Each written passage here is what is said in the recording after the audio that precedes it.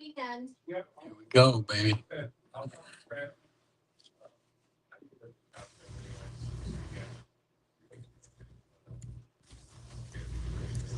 Hey, everybody, it's Bill with CnB Reptile. We're having a CnB Reptile podcast here today. I've got James Sebring with me. He's a white throat connoisseur, loves them just like I do. They're our favorite reptiles. So I thought it'd be great. James is local, and we wanted to, do these podcasts mostly with local Arizona people. So that's probably where we're going to be going with it moving forward.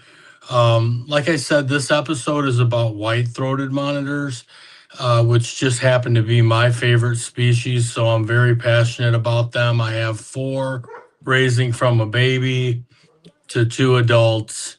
And yeah, this is James Sebring here. James, you want to tell them a little bit about yourself, or? Yeah, I got into reptiles about 2 years ago. I had 17 snakes, tegu, bearded dragons, and then after getting the tegu, I really wanted to get into the monitors, and I was very huge on getting a black-throated monitor. That was my dream species, but they're really hard to source. I ended up coming to CnB, and he had white throats available, and I just got one on the spot.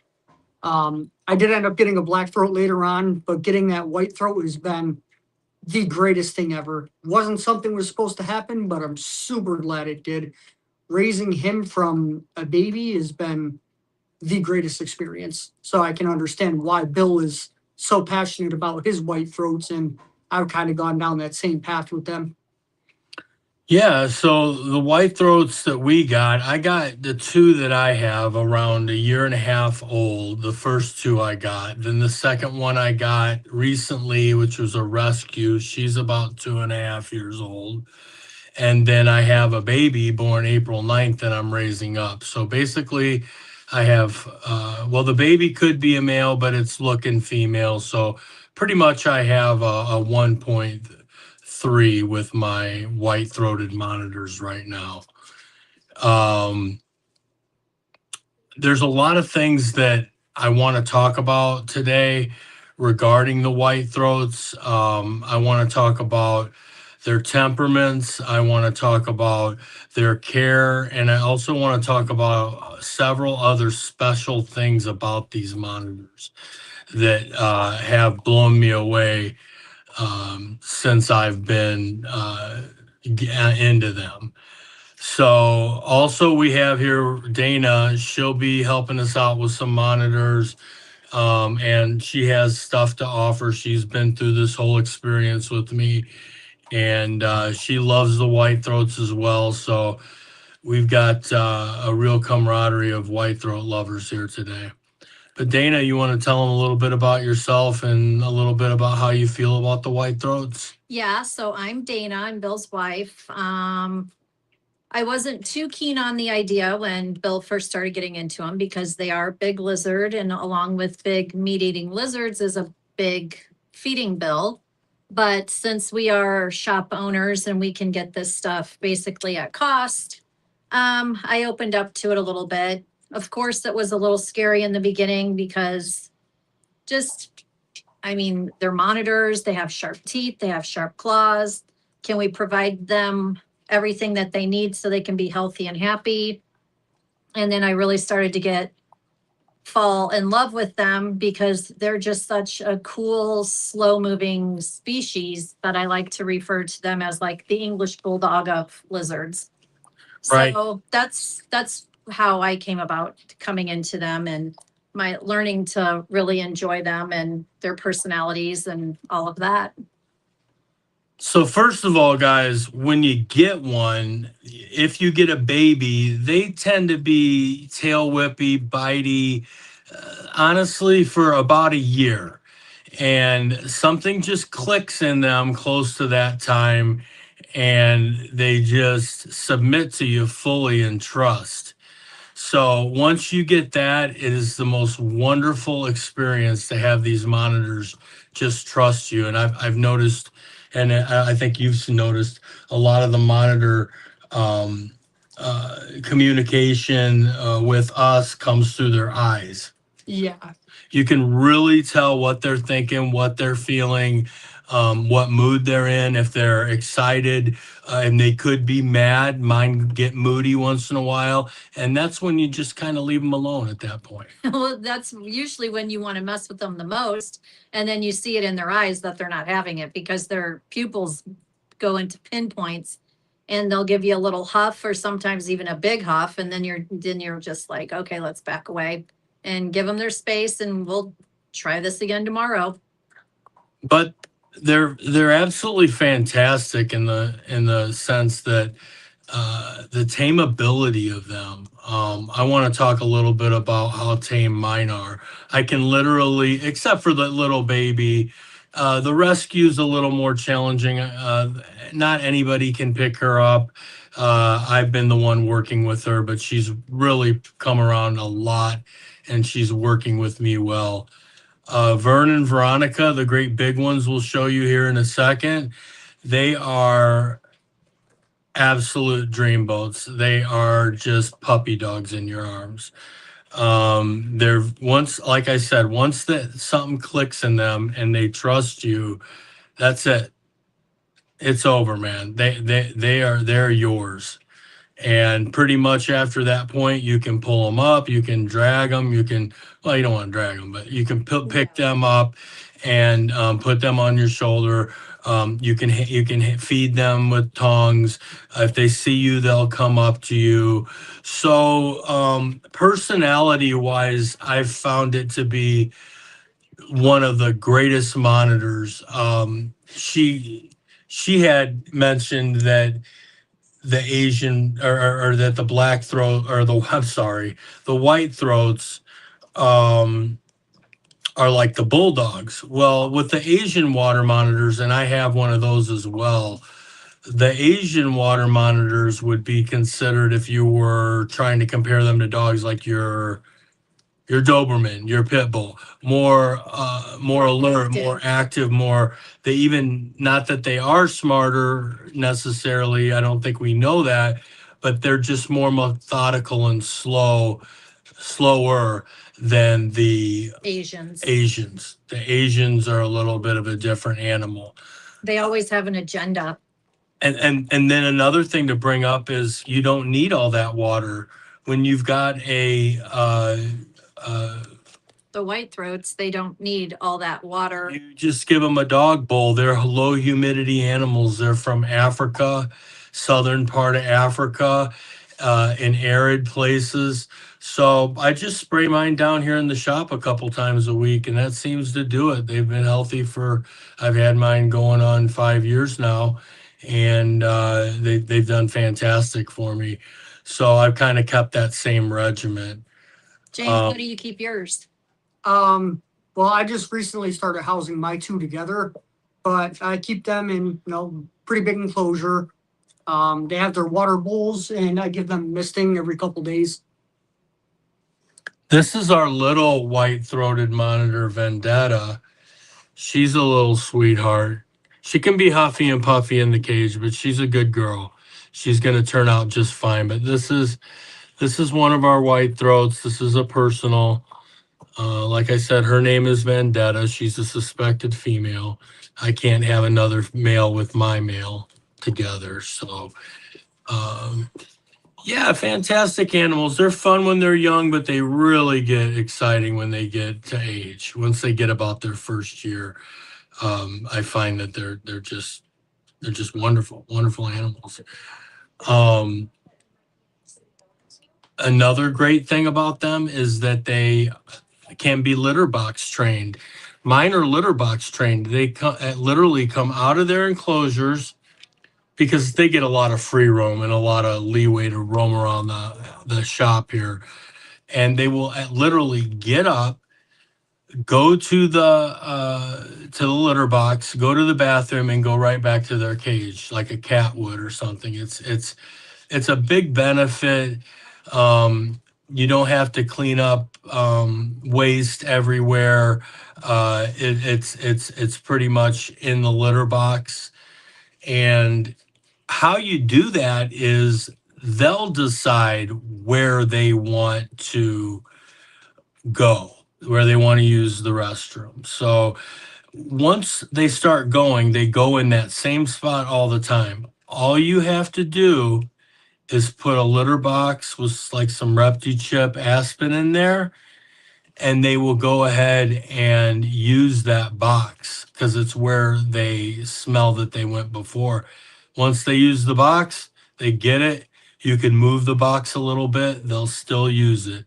It's one of the best things about monitors, or these monitors, is that litter box training. To me, that is just absolutely a game changer, to say the least. I know, James, have you tried or attempted that yet? I have not. Well, I can walk you through that, and see if you can't, incorporate it. Even with the little with Vendetta here, I'm going to get her a small litter box, where she's going to the bathroom on one part of the enclosure. So I'm going to go ahead and put that there, and with some shavings, and see if she doesn't take to that. So I'm going to start trying to train her to use a litter box a little earlier.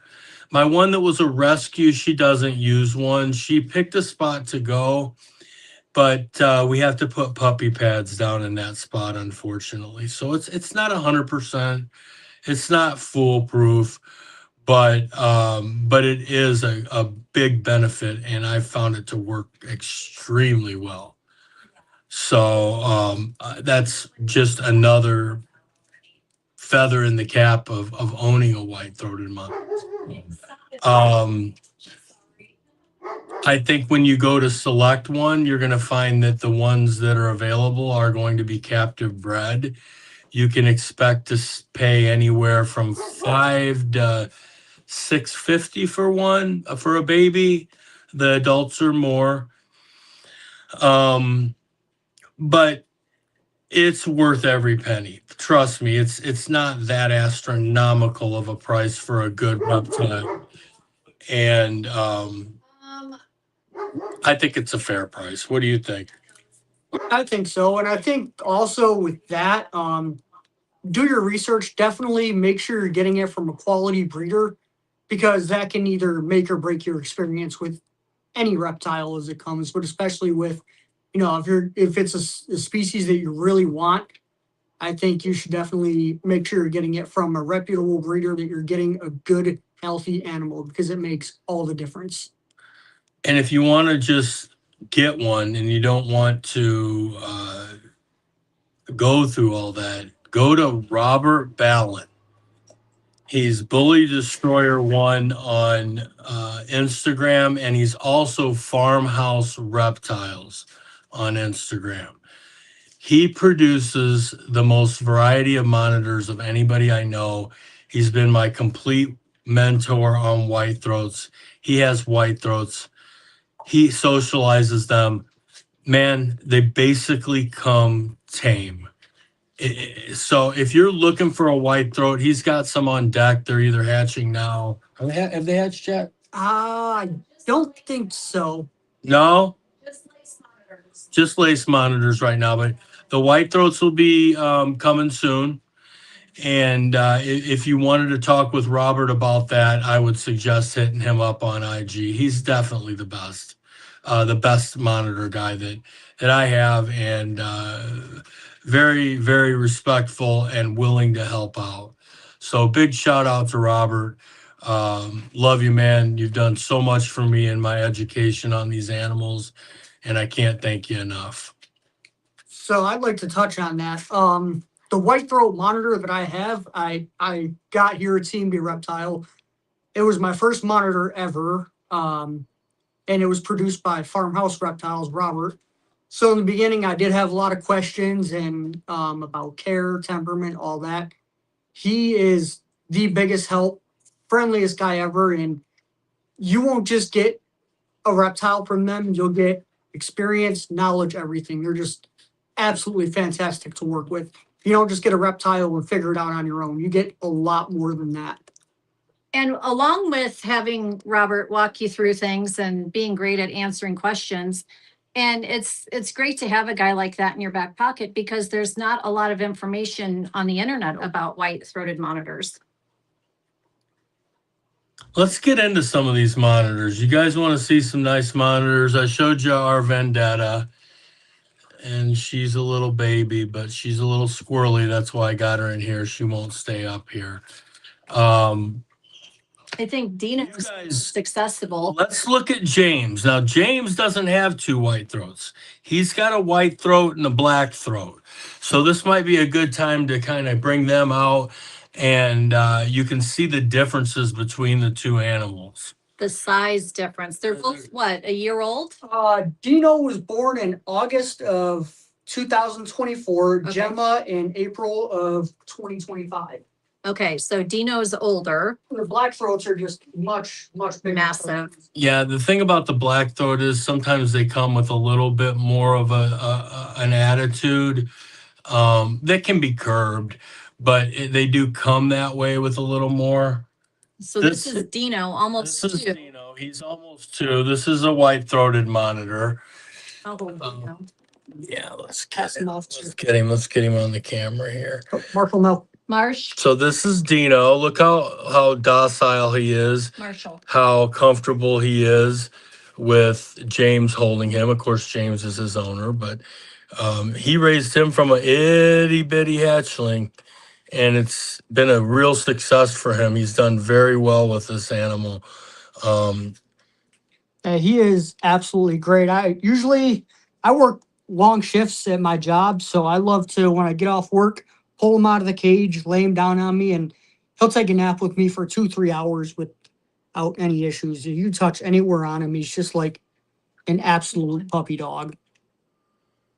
He's fantastic. Come here, Dino. You want to hold Dino over here, Dane? Yes. Just hold Dino. I'm going to get Vern, but Vern is so big. And he's up behind. Hey, here's the enclosure behind me, guys. They free roam this whole shop, but not the front, but the back and the front register area. But I've got a stack of 3 6x2x2s in it with a chase wall where they can access that from that little area on the side. They can go into any of them, and I have them all at different heat gradients, hot, medium, and room temperature, so they can go get that any gradient they want at any time. Is Gemma not being cooperative? No, she is. Oh, okay. All right, let's show you guys what a black-throated monitor looks like. Is this black-throat a little younger? Yes. Yeah. She's a year younger. Okay, so look at the size comparison here. She is a year younger than Dino. I'll stand behind. And I want you to see the size of her. This is Gemma. Gemma, sorry, I always say that, damn it. Sorry, she's got extremely sharp claws. So you can see, even a year older, how much bigger the black throat is than the white throat. Yeah, and the females usually stay smaller. So for her being this size, being a female, it's a massive difference. Mhm. And it was a tougher tame for you too, wasn't it? Yeah, and I feel like females in general just have a little bit worse of a temperament, but she's completely tamed out now. Yeah, that's good. That's good. What do we have for Vern? Where is Vern? Maybe I should just take this Yeah, just take that. instead of grabbing him. I don't know, but it'll be okay. Here's Veronica. See, they climb all over here. They get up in the racks here, and guys, show them how gentle she is. You can go right up to her, pet her, pick her up. They're like the bulldogs of monitors, man. They're absolutely puppy dogs. I just don't know any other way of putting it other than they're like puppy dogs.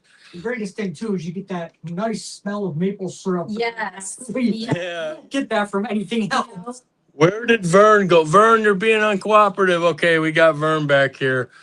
Is this the heavy one? That's the heavy one. Ah, All right, let me pop this up here so you can see old Vernie boy. There's Vern. He's up on top too. He's just chilling, but he's my favorite. He's my little baby. He's an absolute dream. He's a great monitor. He's a friend. He's everything. So that's my number one reptile. That is the reptile that I would get rid of every reptile I had before I even considered getting rid of him. So that's how much these animals mean to me personally and how much I'm into them. But of all the things you guys have heard, what questions do you might have? I know there's only a few people on here. A lot of people watch it after we record it. But if anybody has a question, please feel free to, hey, what's up, North Rim? But just, shoot it out here. And we're more than willing to go through these questions with you if you have any about them. And when the live is over, feel free to just DM us. I have a baby white throat in stock if anybody wants one. So it's her clutch mate. Vendetta's clutch mate. Vendetta's clutch mate. So hit me up if you want one, or hit Robert up. Robert's good too. He just doesn't have them right yet. I've got one now if you're hooked. But they're great because they don't need that huge water requirement also that the Asians need. And I love Asians, but I don't love that they need that huge water requirement. That's the biggest pain in the ass about an Asian. Our Asians, they're so different. You want the bulldog sometimes you want the Doberman. So it's kind of the best of the both worlds if you can get those, but I would still choose a white throat hands down. Oh, and you know how into retics I am. I take Vern before I'd ever get rid of. I'd take Vern and get rid of every reptile, all my retics, if that was a hypothetical situation. That is how much I appreciate and care for that guy. He's my man. He's absolutely You got some food back?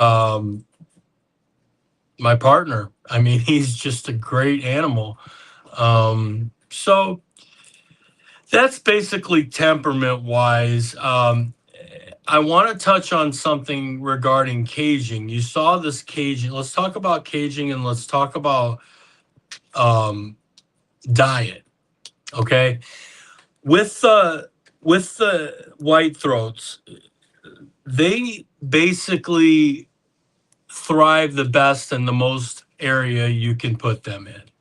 So here at the shop, they get racks, they get crevices, they can get on top of the rats and smell them, they can get on boxes, they can climb up their enclosure and get on top. So they're all over this. They are arboreal to a certain extent. Mine climb up all the time. You just saw my two up there. So the arboreal factor of them makes it really, really interesting. I guess the white throats, they climb trees in Africa, and where they're from in Africa is an arid area, cliffs and trees and not much water. In fact, you don't want to give them a water to soak in because it's not really good for their skin. They're not made for that. So if you give them something to soak in, they'll soak in it. But getting back to the food that they eat, the babies are primarily crickets, superworms, dubia roaches, until they get a little bit bigger when you can start introducing the frozen thawed pinky mice. And then you just move up in size from there. Although they don't eat every single day because they wouldn't do that out in the wild. I like to feed them, the babies, at least 3 times a week, the pinky mice. The crickets are okay. Those are just like little snacks. But the bigger guys, they get fed maybe twice a week. And then they get a good sized meal, which is typically will give them rat pups or weaned rats, frozen thawed. And then chicks also, day old chicks. But And all quail. whole prey. I don't feed Yeah. anything from the grocery store Robert, my mentor, he's told me that that's not good for them. That can create liver complications. So mine don't get ground turkey. They don't get slices of chicken. They don't get anything from the grocery store whatsoever. Mine just eat whole prey. And I'm under the opinion that that's really the best thing for them. I know James feeds a variety, and that's okay. What do you feed? I come here, I get rats, I get quails, I get quail eggs. But same thing, I try to stay on the whole prey as much as I can.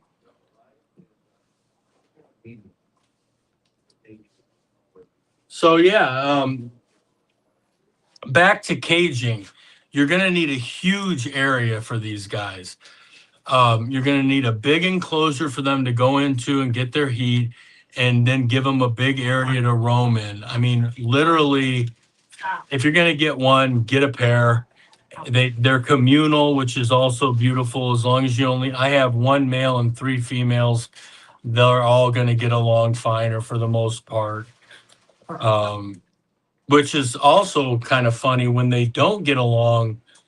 It's not really much of a life or death situation. If they get into a little scrap, mine never have, but from what I'm told, if they get into a little scrap together, they don't require a veterinarian visit. They barely break the skin. A lot of their teeth are more like molars, so they're not slicing each other open as much, which is a good thing.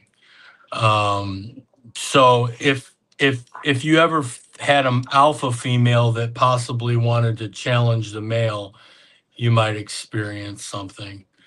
But yeah, I mean, there's just so many things you can do with these guys. Uh, you can take them with you. You can take them outside. You can take them to the park, put a harness on them. People are always impressed. You bring in a big lizard, you'll get a crowd, and it's a lot of fun to educate the children too, the kids, and let them know that there are these reptiles out there, and spark their interest. We always want the next generation to be into reptiles as well. So that's it in a nutshell regarding caging. You need to have a room in your house, basically. That's the way they're going to thrive. You're not going to put them in a little enclosure and leave them there. They need to have a huge enclosure and free roam time, I believe. Some people say when you free roam them, they revert back, but mine never have. So I'm not in agreement with that. Mine have been fine. Let's see what questions we got here, guys. Hey, guys, supporting from Buffalo. Holding my ball python buttercup girl I got from you. All right. Rob, man, thank you. How often we feeding them? Yeah, we're like, I think James, I feed mine 3 times a week, chicks and rats. It all depends on size. If it's a baby, you want to feed it every day. As it hits Yeah, every day. You want to bring it down more gradually. Thanks for the Kentucky support. We appreciate you. So, what haven't we touched on? We've touched on the animals. We've touched on the food. We've touched on the housing. We've touched on the temperament and So handleability of them, I feel like it's very important. You cannot neglect these monitors. It's something that you have to give attention to, especially in the beginning. It's very important if you do want them to be tame, handleable creatures. Other than that, I don't think they're going to have the best temperament if they're not handled much. And also size. They're small. Some of the ones we have shown, except Vern. Vern is 5 foot. How much do you think Vern weighs? I think Vern weighs 25 pounds. If I had to guess, I've never weighed him. Yeah, they're very large lizards. They will get very big, upwards to 6 foot. So keep that in mind. They're not going to be something that's small. It's a big lizard. So, but if you're that committed to them and you handle them, they're just like dogs. I mean, she's perched on me.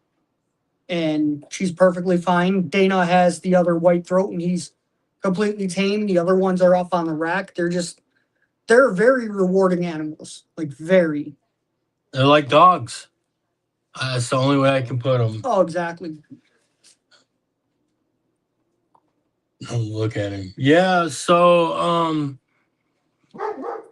I think we went through a lot of the cost factors and the housing factors, where they live in the wild. You guys shoot us some questions. Let me know. So I know one thing, James. Give us the breakdown of the difference between the white-throated and the black-throated monitor. Yeah, so white throat monitors, they come from Mozambique and Cape. Banded, yeah. Yeah. And the black throats are from Tanzania. So there's a huge size difference. So white throat, I think they generally can get up to 50 pounds. I think the largest one so far is like 6.5 feet, as to where some black throats have gotten upwards to 7.5 feet and 90 pounds being the biggest so far. Generally, a lot of them will stay around 4 to 5 feet, but there's just a massive size difference between the two. And I feel like there's a bit of a temperament difference between the two. I've had basically both the white and black throat from hatchlings, and Dino, the white throat, was just so much easier to tame down. Gemma took almost a year before she was tamed, to where Dino just took a few months and he was completely tamed out. And you will have to tame them out. They unless they've been worked with, they come huffing, puffing, tail biting. I mean, tail whipping. So that's pretty much, you can expect that. And you know what? If they're doing that, they're healthy. They're eating. They're tail whipping you. Everything's trying to eat them at that size, obviously. So when mine do it, I'm like, man, I got a healthy lizard, man, because it doesn't last. It breaks. They will break. And it's not like, it's just when you're getting them out, too. They get a little nervous. And then once you get them out, they're fine. They're fine once you get them out, for the most part. You got to watch the little ones because they're fast. But for the most part, when you do get them out, they'll move around a lot in your hands. So once they tame down, you're in pretty good shape. They'll definitely show you when they don't want to be handled. They'll huff, they'll puff, they'll hiss. Puff up. If you don't take that sign as a warning, they'll give you a little tail whip. But usually once they're tamed out, you don't get a tail whip or a bite at all from them. Yeah, that's right. Yeah, once in a while, if they get scared, they could tail whip you if you wake them up real quick or walk past them fast. You learn the animals. You learn how to act around them and what triggers them. And then once you figured that out, it's pretty much turnkey. And she's in a completely different environment. She hasn't been here at the shop in quite a while, and she's extremely well behaved. What are some funny stories with yours, James? Do you have any funny stories that have happened with yours? So when I got Dino as a baby, I used to put him on like little toy motorcycles and toy garbage trucks and stuff, and he would pose for the camera. Like, he was a ham as a baby. He would just pose wherever. He would fall asleep with his hands in kind of praying way, I would say. It's just awesome. They'll get in everything though. If you let them free roam, don't expect to have a clean house afterwards, because they are knocking everything down. So red. Yeah, she's got a very high red color in her. That is a beautiful black. And this one was produced by Chaotic Creatures. Yeah. So I was saying, if you're looking to get one, they're not really that plentiful. I mean, if you get on Morph Market, there's not that many. They're around the $600 to $700 range. Like I said, I have one here at the shop for $600. If somebody's wanting one of these Vendetta babies, shoot me a message. I still have it. Just giving you my little sales pitch there on him, but yeah, he's cool. Interesting story with him is I bought him for myself. Well, should be a girl, but I bought her for myself. And I was gonna have 6 white throats, or 5. I was gonna have 5 white throats, and so we got our Asian water monitor back. My buddy, it didn't do real well when we sold it to him, and he's a good friend of mine. So I went ahead and just took it back and refunded. But now that I've got him back, Dana said you got to get rid of one of those baby white throats. So that's why the one's for sale. He was handpicked out, or she was handpicked out by me, and she's awesome. She's stunning. I mean, she's a little bigger than this one, but she's awesome. So I played with her a lot and stuff like that, and socialized her. So it's the best you can when they're little. They still go through their moods and stuff, but yeah. So you hear this and think it might be something that intrigues you, call me. I'll talk to you about it. And you know what? If you watch this video and mention it, I'll sell that white throat to you for $550. How about them apples? So if you mention this show and you want, I'll take $50 off. Why not? Let's do a little promotion while we're on a podcast here. Yeah, Bill is absolutely great to work with. Like I said, the white throat was my first monitor, and it's always scary to think about getting a big lizard, especially something that's going to get 5+ feet. But I mean, they have made it the best experience having the monitors possible. And after getting Dino, I finally got a black throat. They had one available, and it helped me so much being able to have that extra support and help with going through all that. Yeah, I remember the day you came and got your white throat, man. You were here bright and early. You were happy as could be. But I was shaking when I bought Dino. I was so excited. I know, that was great. He's Dude. just sleeping like a toddler. I was actually on my way to go buy one from somebody else, and the communication just wasn't there, and I had no idea Bill had any in stock. Surprise! We did. So this is the one little one. I'm thinking of a funny story, some funny stories that have happened with the white throats. Oh, they've been into the bathroom and turned the water on Oh yeah. and drained the RO tank.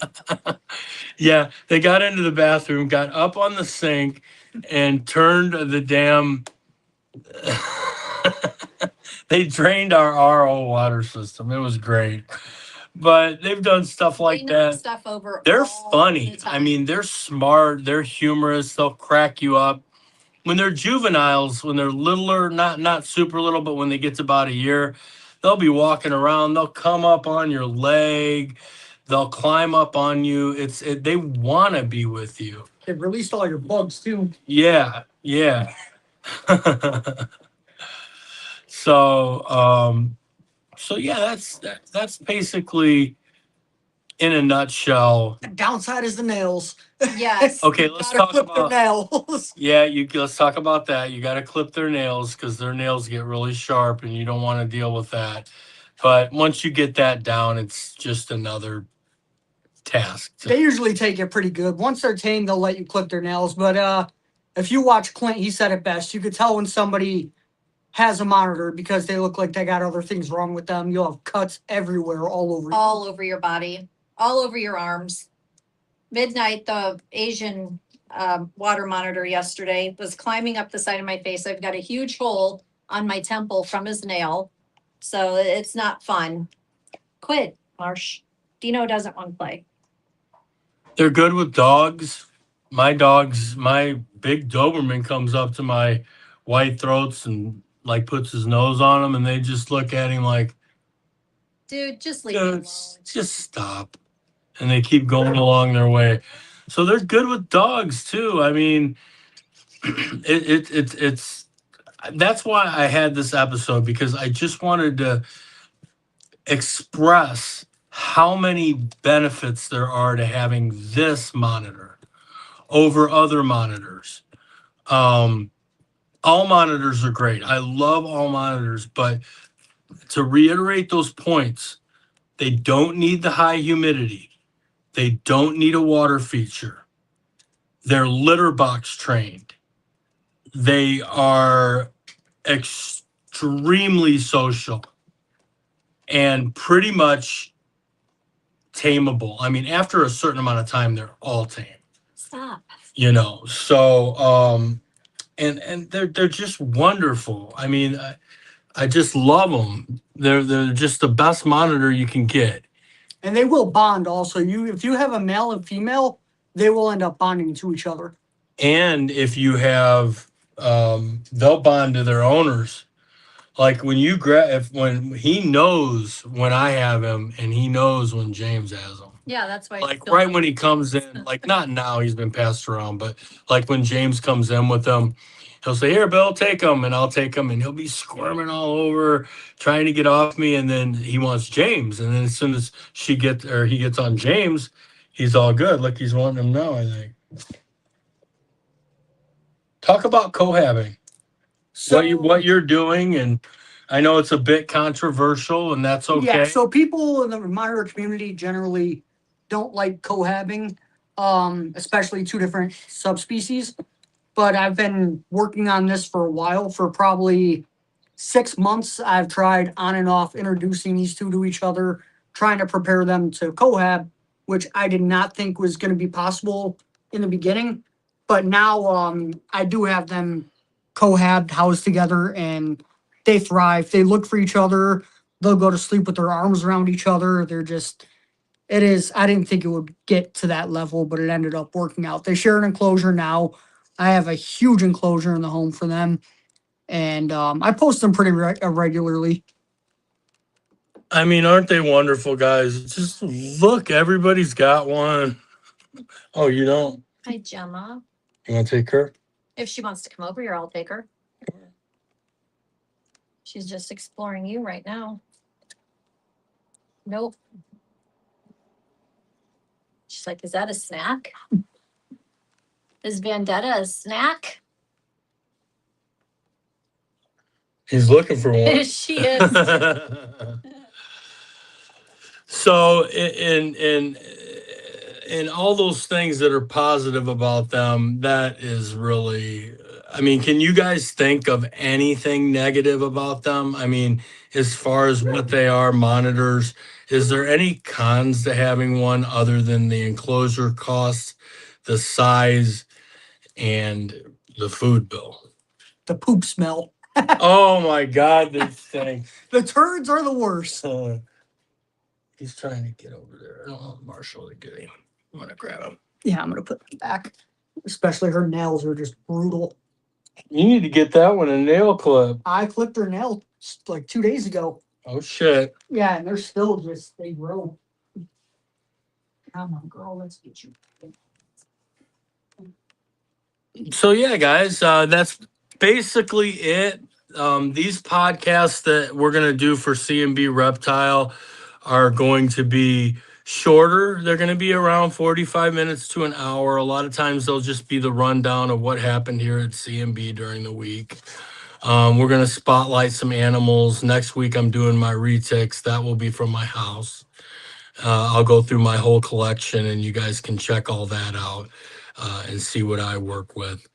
But yeah, that's basically what I had in mind is just kind of giving a rundown of CnB, maybe highlighting an animal and having these short podcasts. We may have some longer ones as we come up or as the conversation progresses. We're not going to stop it, but I think as it sits today, we've pretty much addressed everything that that we wanted to with you guys as far as letting you know about white throats if you didn't already know that. Yeah, they love Dino. They love Gemma. Okay. Yeah, good comments today. Dane, come say goodbye. She's got to give a tortoise If you water. guys ever have any questions too, reach out to CnB Reptile, Farmhouse Reptiles, or you can reach out to me also, Gringo's Loco. But there really isn't a whole lot of information on white or black-throated monitors. Hey, he wrote a book. They're not Is readily. this still available? Yeah, it's still available. I do have a book on Amazon about them. The African Giant. So James wrote this book. It's on the white-throated. Is it white and black? Yeah, it's white-throated, but it applies to both. Yeah, it applies to both, but it's the white-throated monitor. It's got a lot of different information, knowledge, things that you need to know about the animal, and you'd be supporting James. So we would love to see that. I think it's like $14.99 on Amazon. So Yeah. check it out, Amazon. It's James Sebring, or you tell him. Yeah, it's on there under James Sebring, and said it's available. I believe it's $13 or $14.99. I don't remember. It's been a little while, but a lot of information I did get from said Farmhouse Reptiles for the white-throated monitors, and I got some good information from Chaotic Creatures, and I believe the Legend Lizards also gave me some good info to put in there, as well as almost everything that started it all. I did get information and some good pictures from CnB Reptile.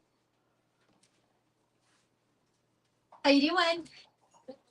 All right, guys. Dana's busy. We're busy in here, so she's not going to be able to say goodbye. So I'll say goodbye for her.